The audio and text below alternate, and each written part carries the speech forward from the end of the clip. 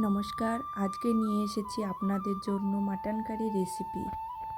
আমি রিনা স্নেহা রান্নাঘরে সবাইকে জানাই অনেক অনেক স্বাগত।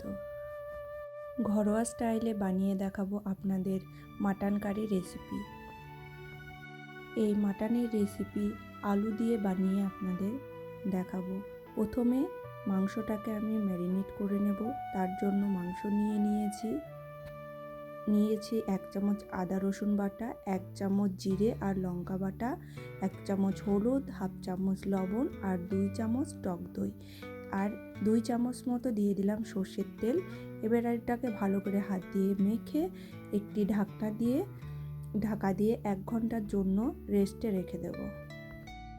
এবার গ্যাসে কড়াই বসিয়ে দিয়েছি। কড়াই গরম হয়ে এলে দিয়ে দেব সর্ষের তেল। যেহেতু এটা আলু দিয়ে মাংসটা বানাবো, তার জন্য আমি প্রথমে আলুগুলো ভেজে তুলে নেব। এই আলুগুলো লাল লাল করে ভেজে নিতে হবে। দিলাম 1 চামচ লবণ, হাফ চামচ হলুদ আর দিয়ে দিলাম একটু লঙ্কার গুঁড়ো। এবার এটাকে নেড়ে চেড়ে ভেজে তুলে নেব। আলুগুলো ভাজা হয়ে গেছে, এবার আলুগুলো তুলে নিলাম। এই তেলের মধ্যেই দিয়ে দেব একটি শুকনো লঙ্কা, একটি তেজপাতা আর দারচিনি, লবঙ্গ আর এলাচি। এবার পেঁয়াজ দিয়ে দিলাম। একটি পেঁয়াজ এখানে কুচিয়ে নিয়েছিলাম, একটি পেঁয়াজ আমি ভেজে নেব। পেঁয়াজটা ভালো করে ভাজার জন্য দিয়ে দিলাম 1 চামচ লবণ।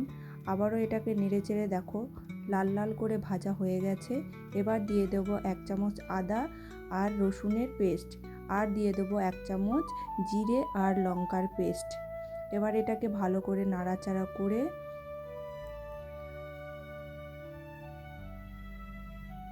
দিয়ে দিলাম 1 চামচ জিরে গুঁড়ো, 1 চামচ ধনে গুঁড়ো, স্বাদ মতো লবণ আর দিলাম 1 চামচ হলুদ গুঁড়ো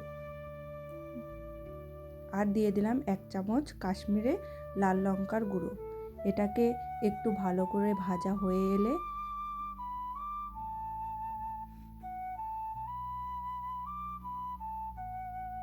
ভাজা দেখো হয়ে গেছে। এবার দিয়ে দিলাম একটি টমেটো পেস্ট। এই টমেটো পেস্টটাকেও ভালো করে আমি কষিয়ে নেব মশলার সাথে। কষানো হয়ে গেলে দিয়ে দেব এবার ম্যারিনেট করে রাখা মাটনটা ভালো করে নাড়াচাড়া করে মশলাটা আমি মাটনের সঙ্গে মিশিয়ে নেব।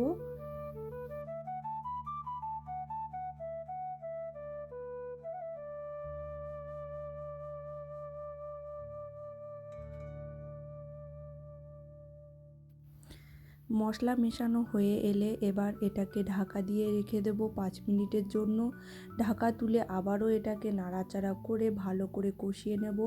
যতক্ষণ না মাংসর যে জলটা বেরোচ্ছে সেই জলটা শুকিয়ে না যাবে, ততক্ষণ এটাকে এইভাবেই ঢাকা দিয়ে ভালো করে আমি কষিয়ে নেব।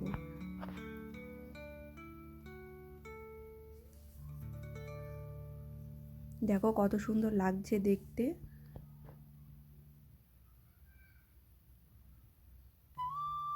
মাংসর গায়ে থেকে তেলটা যখন ছেড়ে দেবে, তখন এখানে দিয়ে দেব ভেজে রাখা আলুগুলো আর দিয়ে দেব 2টি কাঁচা লঙ্কা চেরা। এবার আলু আর মাংস ভালো করে এটাকে মিশিয়ে কষিয়ে নেওয়ার পরে দিয়ে দেব প্রেসার কুকারের মধ্যে। প্রেসার কুকারে না দিয়ে আপনারা কড়াইতেও এটি সেদ্ধ করে নিতে পারেন, কিন্তু তার জন্য অনেকটা সময় চলে যাবে। তাই ঝটপট রেডি করার জন্য আমি দিয়ে দিলাম এখানে প্রেসার কুকারের মধ্যে দিয়ে দিলাম এবার পরিমাণ মতো জল। এবার এটাকে একটু নাড়াচাড়া করে ঢাকনা দিয়ে ঢেকে দিলাম।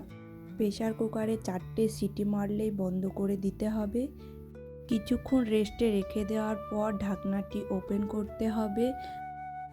এইবার মাটনটা একটু স্পেশাল করার জন্য গ্যাসটা জ্বালিয়ে দিতে হবে।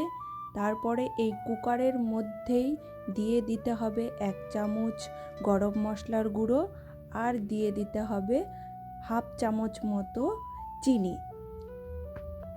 এইবার চিনি আর গরম মশলাটা মাটনের মধ্যে মিশে গেলে রেডি হয়ে যাবে মাটন কারি রেসিপি।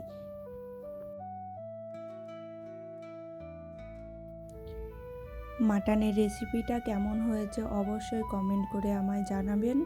ভালো থাকবেন, সুস্থ থাকবেন।